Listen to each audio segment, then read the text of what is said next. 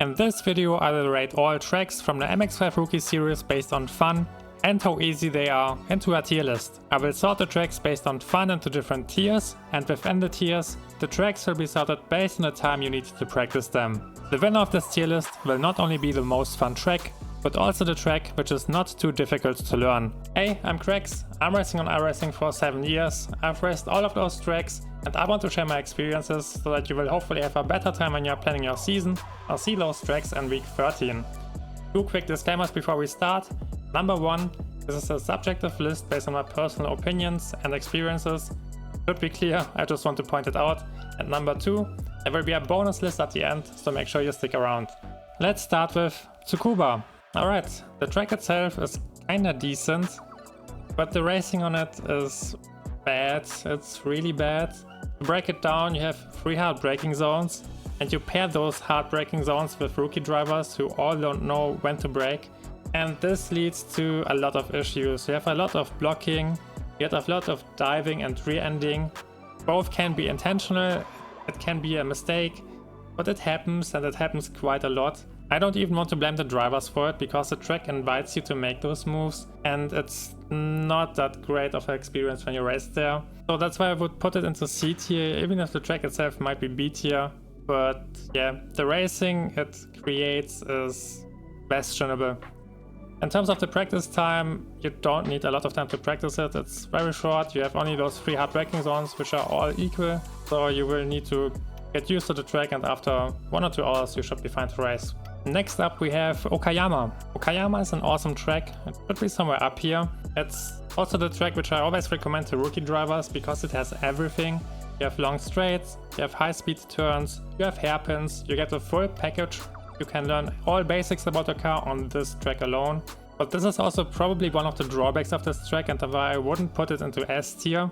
Because you can learn all the basics, but there's a ceiling to it, and you can't go beyond that. It's not very technical on the high end, which means that it's fun in lower splits, but when you are in top splits, then there's not enough space for skill expression. You're just following each other, everyone is driving the same thing, and it becomes kind of boring-ish.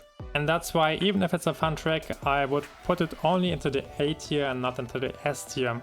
In terms of the practice time, I would say it's a medium track. It's not particularly difficult, but it's quite long. It's 1:45 or something. So you will need some time to learn all the turns. Since it covers only driving basics, it's not too difficult to race on it, so you shouldn't need too long to learn it. Circuit de Nevera. I raced this track for the first time in this season, and I can describe it with one word: pain. Pure pain. My biggest issue with this track is that it's too easy. Even if you are the best driver on the grid, you won't be able to drive more than 0.5 seconds quicker than the slowest car in the grid, which leads to a big pack with a lot of slipstream and 3 hard braking zones. And it's a big messy chaos in every braking zone. Nobody can drive away. You are just rolling the dice 11 laps in a row, and yeah, I don't enjoy it. It's too random. You need only one driver that messes up and ruins the race for everyone. So yeah, it's not that great. In terms of practice, you won't need that long to practice it. It has those 3 braking zones. They're all quite easy and straightforward. Maybe the first one can be a bit tricky, but even that one is manageable. And if you are a bit slower, then you always have to draft, so there's no need to over practice it. You should need more than 1 hour and you are ready to race. Winton Motor Raceway. I drove this track for the first time in the last week 13, which is, if you are watching this in the future, week 13 of season 2 2024. And I still don't know what to think about it. I heavily dislike the S's. I don't know if they are called the S's, but it's the triple hairpin. I think that's the biggest anti-flow section out of any track on iRacing or anywhere else on any sim. I don't know who planned it, but it feels awful to drive. It feels like a construction site on a highway where you are forced to slow down. You know, you are racing, then you reach it, you slow down, you wait until it's over, and then you are racing again. I don't know, it doesn't click for me, and it's also not that easy to overtake on that track, so I would put it besides Tukuba in the D tier. You also need more practice on it than on Tukuba, that's why it's on the right. I would say it's a medium practice track with, I don't know, 2 to 4 hours. The first section can be tricky, and obviously the S's, because they are unique. You won't see anything like that anywhere else. Other engineers know how to make a good track, and yeah, this one didn't. Kogan Motor Center. If you follow my channel for a while, then you know that it's one of my most favorite tracks. So it's an S tier, and it's an S tier for two reasons. Number one, it's super fun to drive because of those ups and downs, and all the sectors are unique. You won't see anything like on Kogan somewhere else. And you can always learn something new, you can always push, it never gets boring. Reason number two, it's a wide track which supports different lines, and I think that's super important for racing. It allows you to be creative, you can try different lines, you can go too wide through many sections of the track, you can go for fakes, you can go for mind games, you can try anything, and the track won't punish you for it. And I think that's what's separating an S tier track from an A tier track, because it's not only fun to drive, it can elevate your racing experience by allowing you different lines, go too wide into many sections. And you know, that's the most important thing about racing, and that's why it's an S tier track. Right now it's on the far left, but don't be fooled, you will need a lot of practice for it. I think it's a medium track for experienced drivers, but when you are new, then you will probably not manage it to learn it within the first week. You will need a few more because it's quite technical, and you will need good basics if you want to keep the count track there. Charlotte Roval. It wasn't part of the schedule last season. I guess it will come back at some point, even if I hope that it won't, because I don't think it's a great track for the Rookie Series. I think the track is a big rookie trap. You need to imagine, you have 11 drivers who are all pumped up, they want to fight, they want to win, they drive the track, they head into the oval section, which leads into a hard braking zone. So everyone gets tunnel vision, and none of those 11 drivers knows when to brake. All of those 11 drivers will have a different braking point, and you always have this huge chaos in the chicane.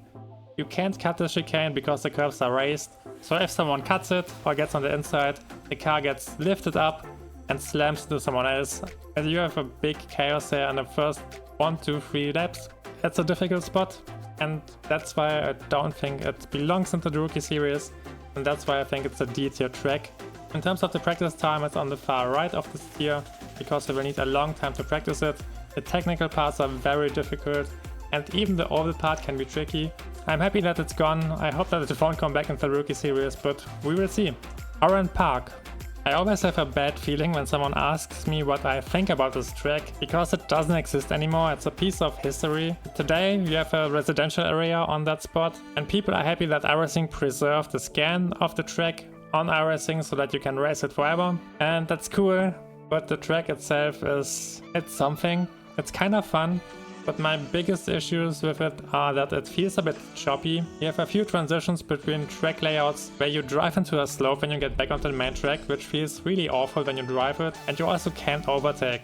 You have no hard braking zones, the whole track is smooth, you have no clear chances to make it too wide somewhere, which leads to very boring races. B tier track. It's not C tier because it doesn't create bad racing, it just creates no racing at all, so that's why it's in the middle. In terms of the practice time, you won't need that long to practice it, it's a short track. When you're experienced, that you will need about 1 or 2 hours. When you are new, then it can be a bit tricky to learn the flowy parts of the track, but even then, it should be somewhere on the left side of the tier. Lime Rock Park. Alright, we need to have a chat, because Lime Rock Park guides are always one of the most watched guides on my channel, and I'm surprised why. I don't know if the track is popular or if it's because it's difficult. I imagine it can be the difficulty because even experienced drivers don't know how to drive the second turn. By the way, if you know my guides, then you know the racing line at the second turn. But yeah, I don't know why people are driving it. I don't like it. I think it's a trash tier track. It's tight, you can't overtake, it's like Navarra, you have a close grid, and more annoyingly, the car is always at the limit. Which means that when you touch someone or get touched, then that car goes right into the wall. There's nothing you can do, and I think that's incredibly frustrating. It's a big chaos, also because it's a super tight track to race on, and it's a big mess. In terms of practice, it takes more time to learn than Navarra, that's why it's on the right side of it. You can practice it for a long time, but you're always practicing to push 1 more tenth out of the track, so it doesn't feel really rewarding when you put that time into it, and at the end of the day, your opponent has draft, they will just stick to your draft, and you can't even capitalize on your practice, so yeah. I'm curious to hear what you think about it. I won't race it ever again in the Rookie Series. Motorsport Arena Oschersleben. It's also a new track. I drove it this season for the first time. I'm still a bit undecided what to think about it. In my opinion, it suffers a bit from being too tight and having a tight racing line. So I guess it should be in the B tier. It's really tough to overtake on it because you rely on mistakes.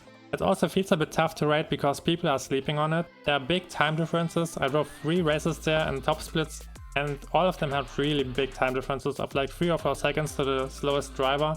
I don't know if it's unpopular or if people are not practicing it, if they are underestimating the track. I have no idea. If you want to gain iRacing, then I think it's one of the best tracks to do it, simply because the grids are really stretched far apart, and when you are a solid driver then it's also tough to overtake you. About the practice, you will need a long time to practice it, solely because of the first turn. It's very tricky and you will need to figure out how to drive it without throwing the car away in the race. But once you got it down, then you are already set up for a good race, so yeah, it should be in the medium to long range in terms of practice. Summit Point, Raceway.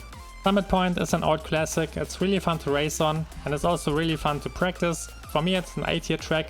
On first sight it can appear that there's a lack of opportunities for attacks, but that's not the case. You have a really long main straight where you can figure out which line you want to take into the first braking zone. And the good thing about the first braking zone is that it leads into a hairpin, which means that the cars will be slow, so you can even touch someone without crashing. You have enough time to figure out how both of you want to exit the turn, which means that you will get a safer racing experience there. You also won't need that much time to practice it, it's quite simple. That's why it's on the left edge of the A tier and we will see if it can stay there. Summit Point, Jefferson Circuit. I might have a bias here because it's the first track I learned and raced on when I joined iRacing. And it's also the track I got my first iRacing win on. So I have good memories, but they don't make me blind and it's a very tight track.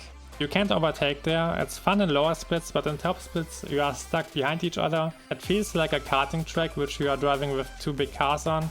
That's why I think it belongs into the B tier. It's not a C tier track because again, it doesn't create any kind of toxic racing, but it's not great enough to be part of the top tracks. Since it's a short track, I think it's in the ballpark of 50 seconds. You won't need that much practice for it. You won't need more than 1 hour at most to learn it before you can race.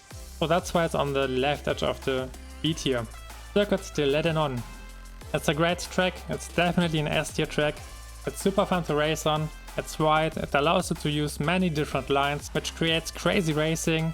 You can attack on the main straight, you can go too wide into many sections of the track, and I think that's what an S tier track should do. It should elevate the racing and give you a great experience. Initially I thought the track limits on it would be a bit weird because they are super lenient and you can cut into almost every runoff on the exit. But once I drove more laps on the track, I realized that you need those track limits because otherwise the track would lose its soul.